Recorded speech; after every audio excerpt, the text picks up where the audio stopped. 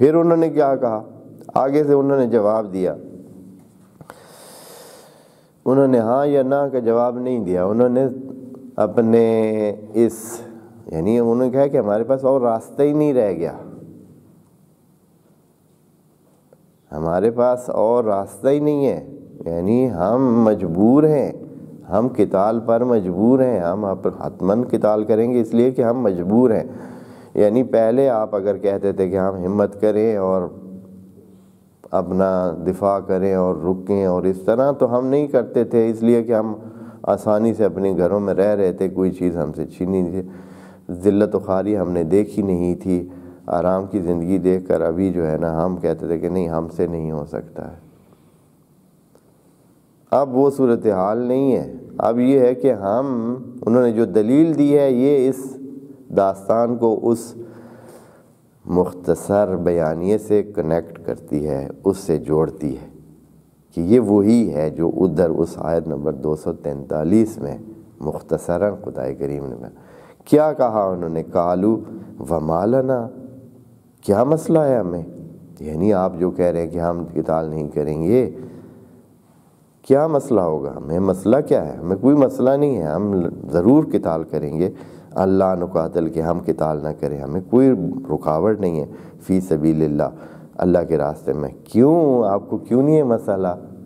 یعنی پہلے مسئلہ تھا اب نہیں ہے، کیوں نہیں ہے؟ وَقَدْ أُخْرِجْنَا مِنْ دِيَارِنَا، آپ دیکھ تو رہے ہیں کہ ہمیں اپنے گھروں سے نکال دیا گیا ہے، یعنی یہاں وَقَدْ أُخْرِجْنَا مِنْ دِيَارِنَا سے یہ جو ہے داستان اس پچھلی بات سے جڑ جاتی ہے کہ یہ وہی بات ہے، کہہ یہ رہے ہیں کہ بات قد اخرجنا، یعنی یہاں سے ہی وہ اپنی غلط بیانی ایک قسم کی، یعنی یہ جو جوڑ نہیں رہا، کیونکہ اللہ نے ادھر کہا کہ خارجو، یہ لوگ خود خارج ہوئے، یعنی بھاگے ہیں،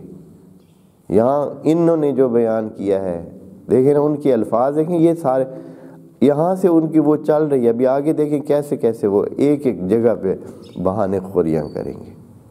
اس کا پتہ چلتا ہے کہ یہ لوگ بدنیت ہیں، یعنی ان کی نیت اتنی ٹھیک نہیں ہے، ابھی بھی ان میں ایسے لوگ شامل ہیں جو نیت کے لحاظ سے پورے کے پورے ادھر خدائی راستے پہ نہیں آئے ہیں۔ کہتے ہیں قالوا وما لنا الا نقاتل، ہم کیوں نہیں لڑیں گے، ہم کیوں نہیں مقابلہ کریں گے، فی سبیل اللہ وقد اخرجنا من دیارنا، اور اس دلیل سے بھی ان کا یہ پتہ چلتا ہے کہ ان کو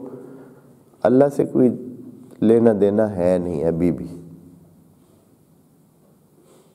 وہ اس لیے نہیں مقابلہ کریں گے اور لڑیں گے کہ وہ بالکل اللہ کے مطیع بن گئے ہیں، چونکہ اللہ نے ان کے لیے قتال واجب کر دیا تو وہ اس وجہ سے کر رہے ہیں، نہیں،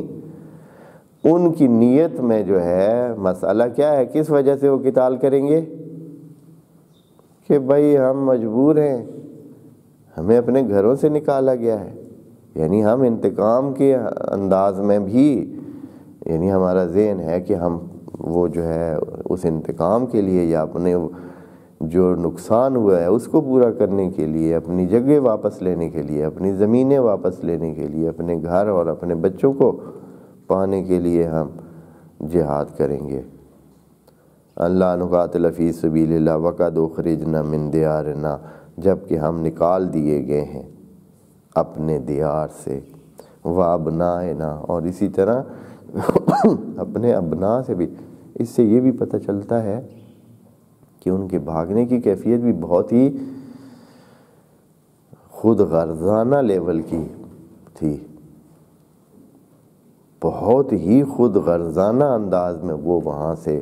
بھاگے ہیں اپنی جانوں کو بچانے کے لیے، اور وہ کیا ہے کہ بچوں کو ادھر ہی چھوڑا ہے۔ جب وہ بھاگے ہیں وہاں سے تو گھروں کو تو چھوڑ آئے ہیں، گھر بار ہر چیز بنی بنائی وہاں چھوڑ آئے ہیں، ساتھ ہی کیا کر رہے ہیں، بچوں کو بھی ادھر چھوڑ آئے ہیں۔